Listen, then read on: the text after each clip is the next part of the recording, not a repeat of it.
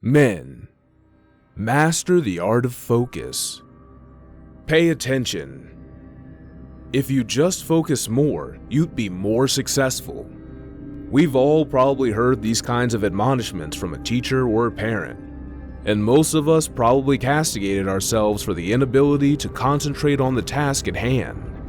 It seems in our distracted world of texts, tweets, and news feeds, more and more folks are bemoaning their scattered thinking and have a strong desire to improve their attention span and focus. Anecdotal evidence bears this out. The number of people searching for how to focus has increased dramatically in the past 5 years, and 2 of the most popular posts on AOM are about removing web distractions and improving concentration. Many of us want to improve our attention, but we often come up short. When we do fail, the typical response is to redouble our efforts and swear to the gods of attention that we'll never browse it again. But the very next day, we find ourselves backsliding into our old scatterbrained ways. What's going on here? Why is it so hard to bridle our attention? In answering this question, it's common to point to the increasing amount of distraction in our modern world and/or lack of individual discipline. These factors are certainly part of the problem, but there's a more fundamental underlying issue at play. People want to master their attention, but they don't know what attention is. When most people think of attention, they think of the ability to completely focus on one thing without being distracted. So when they set about trying to improve their attention, this is all they concentrate on. But the single-minded focus is only one facet of attention. Recent research has shown that attention to different types, each with unique strengths and weaknesses, is best deployed or rested in various situations. Mastering your attention, then, is like being the supreme commander of your mind's armed forces. Instead of continually placing the same unit at the front lines and being dismayed each time their trench gets overrun by the enemy, you rotate your troops in a savvy and deliberate way. In short, attention mastery is attention management.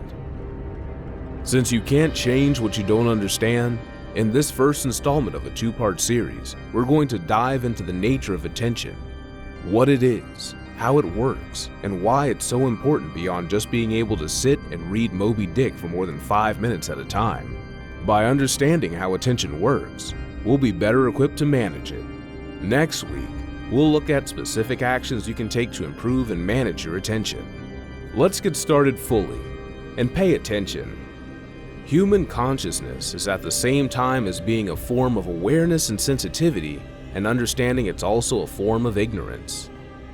The ordinary everyday consciousness that we have left out more than it takes in. And because of this, it leaves out things that are known to them, our anxieties, fears, and horrors.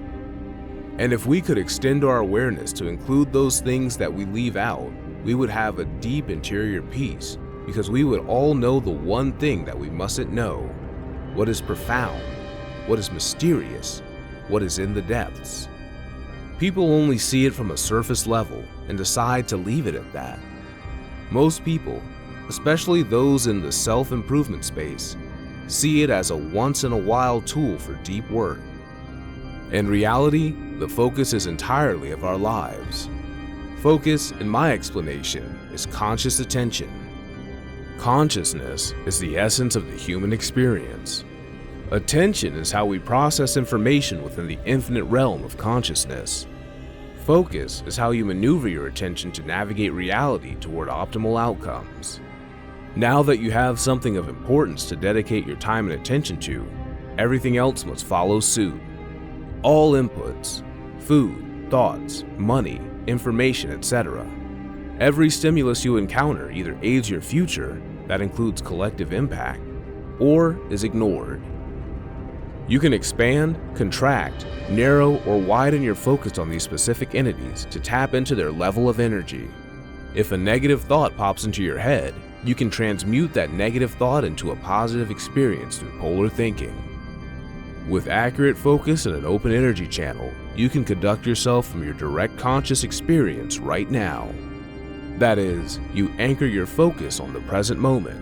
While connected to the source, you give your gift with your full ability, nothing held back, impacting the minds and hearts of the world, thus impacting the collective mind and heart. Focal contraction and expansion are how you live a life of meaning, enjoyment, and progress. It is an art form. No matter how negative the situation is to the untrained eye, all is mind. Narrow, unconscious focus leads to stress, anxiety, reactivity, and annoyance. When you find yourself projecting into the predictable future, it is easy to narrow your focus on a stressful upcoming situation and pull that future experience into your present experience. Open, unconscious focus leads to feeling lost and overwhelmed with where your life is headed. There are tasks, goals, and life outcomes that trigger thoughts, emotions, and experiences unless caught by the watcher. Conscious focus, both narrow and open, have an entire lifetime of use cases, but I want to focus on one that has radically transformed the way I navigate reality: depth, appreciation, and love. Don't worry, I used to be the guy that would cringe at all of the good vibes only lingo. For the rest of this letter, I want you to set your labels, judgments, and reactions aside. Open your mind beyond words as I challenge the way you think for a bit. What we decide to pay attention to and what we decide to ignore shapes our existence and our reality. Or, as Yoda would put it, your focus is your reality.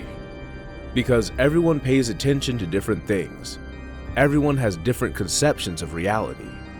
Attention explains why 3 different eyewitnesses can have 3 different accounts of a crime, and why couples get in fights about who is or isn't pulling their weight around the house. Everyone is training their focusing lens on different things and framing the shots of their reality in their way. So attention is, in a nutshell, the ability to focus on certain stimuli or thoughts while ignoring others, which in turn shapes how we perceive and experience the world around us. All is well and good, but how exactly does attention work? Well, it's a lot more complex than you'd think. There's no attention part of the brain that you can just flip on. Rather, attention involves a complex combination of different cognitive processes, like working memory and executive control that work together in unison. Moreover, there are different types of attention, each with its benefits and downsides. We experience involuntary attention when we hear a loud noise, see what we think is a snake slithering in the grass, or simply notice something new and novel. For our ancestors, involuntary attention helped them avoid danger and find rewards. It allowed them to react quickly to predators or discover new resources. Possibly dangerous stimuli typically grab our involuntary attention more than stimuli that could lead to a reward. In primitive times, simply surviving was more important than getting ahead. This explains why eyewitness testimony during a violent crime is often unreliable. A victim or bystander will automatically focus on the weapon being used, while everything else, including the perpetrator's face or what he was wearing, becomes a blur. From an evolutionary standpoint, there's a benefit to reacting automatically to potentially dangerous or rewarding stimuli. However, in the modern age, our involuntary attention has been hijacked by the constant stream of stuff going on around us. Urban noise, TV, smartphone pings, background, and music. The thing with voluntary attention is that just like willpower, we have a finite amount of it. Part of the reason people complain so much about feeling distracted or having a short attention span is that our modern world taxes our voluntary attention so much. Every day, we have to consciously decide to ignore an ocean of stimuli, from the simple noises of a city to electronic billboards to smartphone pings to text messages. On top of that, constantly switching where our attention lies also saps our supply. However, voluntary attention is also similar to willpower in that the research has shown that it can be strengthened with certain exercises and practices. When an outside stimulus isn't engaging our involuntary attention, or we're not using our voluntary attention to attend to a specific task or thought, our mind shifts to a default mode called mind wandering, but is often referred to as daydreaming. Lots of research has been done about mind wandering. Yet cognitive and neuroscientists still disagree about what exactly is going on with our attention whenever we engage in it. On the one hand, mind wandering takes our voluntary attention away from whatever task we might be working on at the moment. It often happens while we're engaged in low cognitive activities like showering, walking, exercising, or even reading. Apart from the fact that mind wandering keeps you from being fully present in what you're doing, there are some other downsides to our brain's default mode. When we let our minds wander, we typically drift towards negative thoughts and emotions.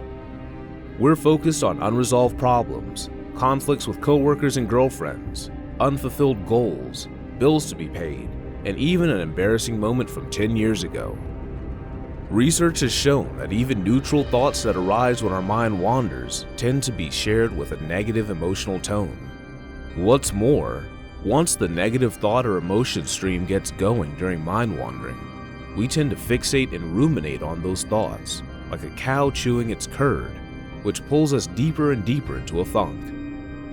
Not only do we tend to focus on the negative when our minds wander, but that stream of negativity is also typically directed at ourselves because we're the most common subject of our musings. Mind wandering's negativity bias and self-focus turns us all into daydreaming Eeyores. Nobody cares. I'm so sad. What's interesting is that once we start to ramp up our voluntary attention again and shift out of the mind-wandering zone, the regions involved with emotional and self-referential preoccupations quiet and we start to feel better. Whenever you're feeling in the dumps, Grandpa's admonition to get over yourself and get to work is incredibly sound advice. In conclusion, coming to the end of today's video, why do you think it's difficult for you to bridle your focus? Share your thoughts with us in the comment section. Also, thank you for staying with us to the very end. To continue to become your highest self, be sure to subscribe and give this video a thumbs up. See you in the next video. Bye for now.